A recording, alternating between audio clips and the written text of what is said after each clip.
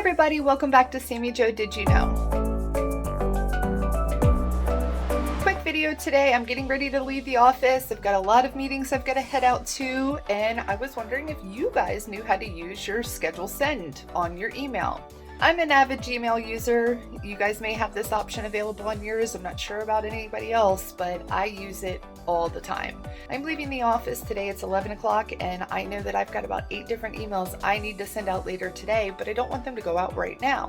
So I type up my email and make sure that everything is correct in it, and then all I do is hit this little itty bitty arrow right here, and I schedule my send. I can schedule it to go out after a specific amount of time, or I can pick the date and time that it does go out. Really great for when I go on vacation and I know that I need to communicate.